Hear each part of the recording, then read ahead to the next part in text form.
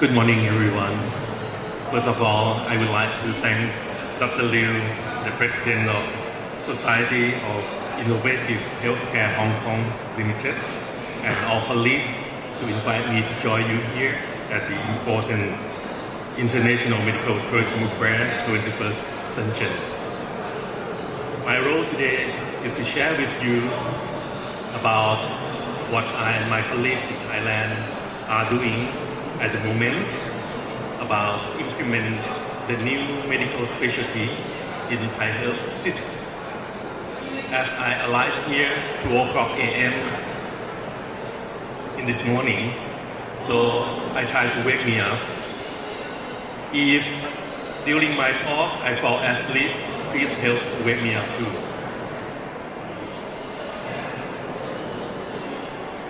I asked my Chinese friend to translate my first page of PowerPoint in Chinese so that you understand what I'm talking about. This is my CV. Okay, before I talk about the new medical specialty in Thailand, I would like to share with you about the Thai health system for the overview. Now we have about 72 million population in 2024, and most of us live in urban area now, 52%. Our life expectancy in 2023 around 8 years, better than 10 or 15 years ago. And you can see for the health expenditure, we achieved universal health coverage since 2002, but we still need to improve our universal health coverage. Our health expenditure now climb up from 3.7% of GDP in 15 years ago until 2021, we spend around 5.2% of GDP, and out of pocket around 9 to 10% of the total health expenditure. Now the government pay around 70% of total health expenditure. And for the health services delivery structure, our people receive health care through the network of health services mainly operated by Ministry of Public Health. You can see on your left-hand side here, which all ranges of health services from health centers to district hospital, provincial, regional, and also the other ministries that have their hospitals and clinics also share responsibility. And yes, for the private sector, people put access to the private hospital and pharmacy and private clinics. And for the health centers, during the past 2 years, we have allowed 10,000 health centers at the sub-district level. During the past 2 years, the government transferred around 50% of health centers to belong to the management of local government at the provincial level. This is just the organizational structure of the district level healthcare, where most of the people in rural area access care at the sub-district and district level, mainly operated by community hospital with the network of health center, or sometimes we call primary care units.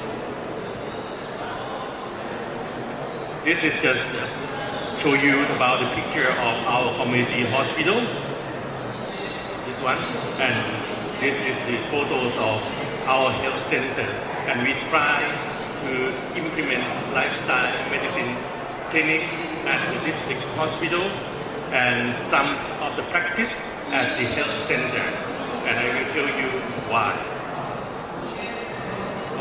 Before I tell you why, just show you about our development. During the past 5 to 8 years, the government launched the policy called primary care cluster that encourages Thai people to access primary care by having the team we call the primary care team sorry, implemented in 2016, and government developed the 10-year development plan to have about 6,500 teams, and each team will have one primary care doctor to lead the team, and nurse and other healthcare team. And now in Thailand we have about 72,000 medical doctors, and now we can train around 8,000 primary physicians, and we do hope that we can train more so that we can provide more access to the people. Also, Thailand is quite strong in having the community involvement. Fortunately, we have 1.1 or 1.2 million of village health volunteers work at the people sector, work closely with those in the health center to provide basic medical care and also provide some health education. Even though we have quite strong primary care structure at the moment, but we still have many challenges. I show you the report from World Health Organization. The data in 2019 reported that we lost our Thai friend around 400,000 died from NCD. As you can see, the number one killer. Sorry. As you can see, for the number one killer was stroke and ischemic heart disease. And just published in the Lancet on 16th of May, they forecast that in the next 30 years, if we don't change anything, number one killer is still stroke and ischemic heart disease. And the chronic kidney diseases will rise from number 5 to number 3. And the statistic that we concern is about the probability of premature mortality from NCDs, about 14%. We have done good things compared to the other country in ASEAN, but compared to the other country in upper middle income and higher income, we still need to improve more. This is our risk factor. You can see all of this come from our behavior. High fasting plasma glucose, tobacco. Previously, tobacco was number one for many years, but the new report shows us that in 2021, high fasting plasma glucose was number one rank. And what we concern is about the challenges that Thailand now enter the completed in society since last year. And we're going to enter the super age society. That means we will have more people that older than 60 years old, and this number will be up to 28% of our population. And why we concern? We concern because I show you the report last year. We have the survey say that those who were 60 and over got sick from the NCDs around 89%. And reported from the Ministry of Social Development and Human Security in 2018 reported that we had 1.5% of the Thai elders were bedridden. And in that time, we had only 11.4 million of elderly. And the cost of care per head per year of bedridden elderly was approximately around $6,500 US. And you can see this is a big cost. And the second concern is about obesity. Thailand is considered as the second rank in Southeast Asia we are just under Malaysia. Malaysia was the number one, and Thailand now is the number two in terms of the prevalence of obesity and overweight. And you can see we rise up from our prevalence from 47.8% up from 34.7% just only in this decade. And there was a report show that Thailand lost around $7 billion equivalent to 1.27% of GDP. This is the data in 2019. And we do not think in the next 30, 40 years, in 2060, we will lose around $93 billion, which equivalent to 5% of our GDP, which is quite a lot of money. I show you this diagram to convince you that the WHO, our World Health Organization, told us that the root cause of chronic disease is about unhealthy behavior, which modifiable. And lifestyle is the root cause, and it is found that and proves that lifestyle intervention is the cheapest and cost-effective to fight with the chronic disease. Again, I brought this literature review, systematic review last year. They show that lifestyle intervention here could treat and prevent many NCD. Even research in Thailand, my colleague, Professor Vishai, did the research in 2017, published in 2019, and he concluded that lifestyle intervention can significantly prevent or delay the incidence of diabetes in Thai population. So now, you may want to know what is the lifestyle medicine. I brought the definition from American College of Lifestyle Medicine. It is about the use of evidence-based lifestyle therapeutic intervention to prevent NCDs, and I will tell you the component later.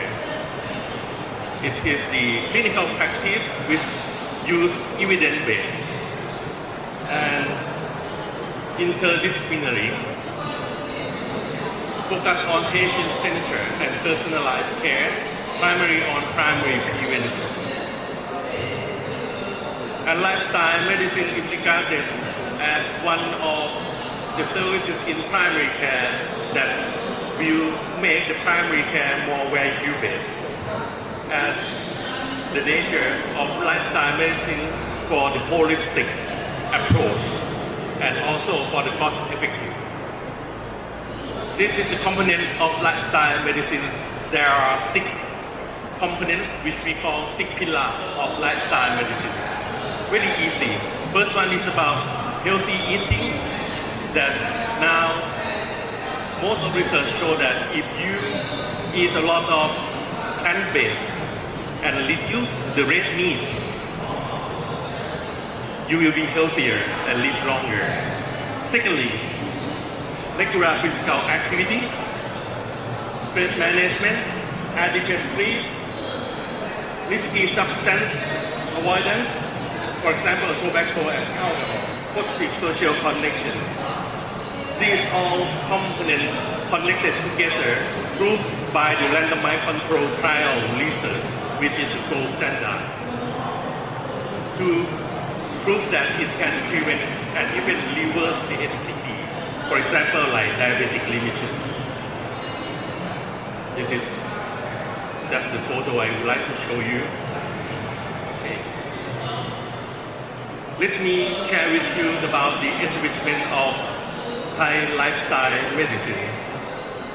This gentleman is Dr. Pontet. He is the former Director General of the Department of Health and the President of Preventive Medicine Association of Thailand, which is an arm of Medical Council of Thailand. He is the father of Thai lifestyle medicine. We started lifestyle medicine just only 2 or 3 years ago by doing the research funded by Thai Health Foundation. And this research is about the development of training program for physician, primary care physician to practice in lifestyle medicine. And after the research, the output was introduced to the Medical Council of Thailand and approved to become the residency training. We have the first residency training in 2022. The Department of Health and Ministry of Public Health accepted to be the main host for training the residents, but you can see the capacity is about 8 residency training per year, so very little. Therefore, Dr. Conte and colleagues decided to develop the residency training program to become the experiential pathway of training, and we spent only 2 years. We train around 500 primary care physicians out of 8,000, and around 300 of them went to the board certified examination and pass examination. Now we have the lifestyle medicine physician around 300 persons. And then just last year, Thai Health Foundation provide another funding to develop the program, training program for non-MD, because we believe and we are sure that physician only himself or herself could not practice, but we need a team. We need a non-medical team to come together, like dietitian, nurse, and so on. And also, the Thai Health Foundation provide funding to develop the center called Knowledge Management and Academic Development Center for Lifestyle Medicine, and asked me to become the director of this center. Okay. And now you can see many health services, both in private and in public, implemented lifestyle medicine since last year, like BDMS Wellness Center, which I took Dr. Liu and colleagues to visit last year. And now at Bumrungrad Hospital, another one, and Piyathainomin Hospital. And in the public, we try to encourage all public health services to implement lifestyle medicine to modify the unhealthy behavior of the NCD patient. Okay. This is the Director General of Department of Health, Ministry of Public Health. She announced to establish the lifestyle medicine clinic in her network. There are 13 regional centers to provide lifestyle medicine services now, and her centers become the training center at the regional level. And we hold the national conference last year, and this year will be the second one. And we now planning for the second national conference. Just show you about our strategy, that what we are doing so that we can escalate the number of lifestyle medicine clinics in Thailand. Firstly, human resources are very important. So now, the first is, this is about our challenges. Our challenges is that even though now the lifestyle medicine is established, but in the committee period, we face many challenges, but we think we could overcome. The first one is about limited awareness and understanding of the public. They don't know yet what is the lifestyle medicine, what are the benefits. Secondly, we have not fully integrated in the conventional medical practices yet. Many doctors and all range of health professionals still focus on treatment, on curative treatment rather than preventive measures. And incentive structure is not clear yet, and we are working on that. We still have limited training and education, and now we try to encourage the other medical faculty and the other faculty of health professionals like the School of Nursing to get involved. And the sustainability and scalability are still our challenge.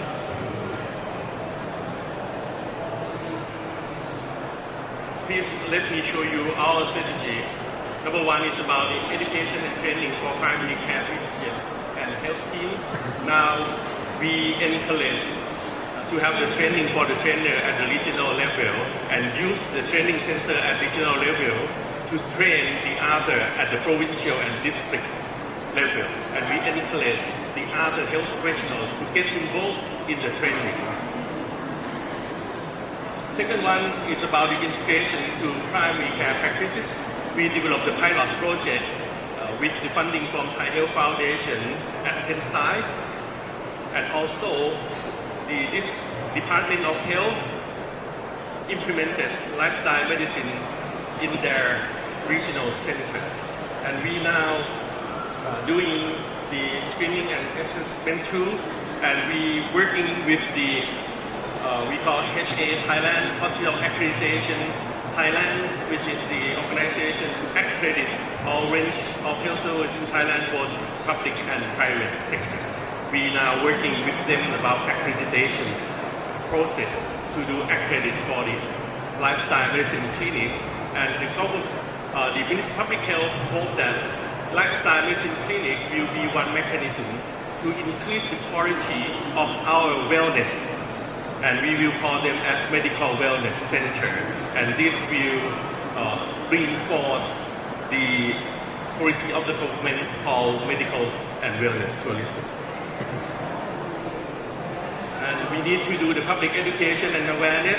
Really fortunately that our doctors who are the medical influencer, the YouTuber, they enroll in the program and they felt that this is good. We didn't ask them to do anything, but they did by themselves. They went to their YouTube and talked about lifestyle medicine. And this man go to the television show. This is very popular in Thailand. This man has the YouTuber. They have more than 1 million people follow him. And now he become the new senator of Thailand just 2 days ago. Okay. And yes, we need the community. We now talk with the local government to join in, to encourage them to help us to create the healthy lifestyle environment. And we use our 10 sites of our pilot and ask the government in the area of the pilot to join in. And at the system level, now we talk with this is the Permanent Secretary of Ministry of Health, and this is the Secretary General of National Health Security Office who look after universal coverage. Now we communicate with them and they are working how to set the payment plan for lifestyle medicine. At least now if the patient come to receive the service that use motivation interview, the healthcare provider will be paid around 50 baht, which is around 1.5 or $2 per visit. And yes, research and evaluation is very important, and we now talk with the Health System Research Institute to develop the national research plan for lifestyle medicine in Thai context. Finally, I'd like to provide the takeaway message that enhancing primary care with lifestyle medicine is very crucial because it's proved that it's cost effective and it can make the primary care more valuable. But we need a holistic approach and we need multi-faceted strategy.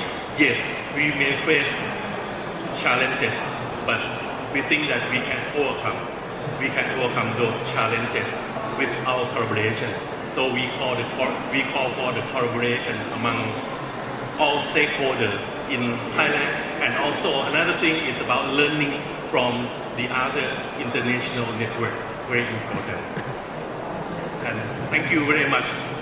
And I do hope that we can join together to improve the healthcare for Thai people and also the other people in the world. Thank you very much. 谢谢。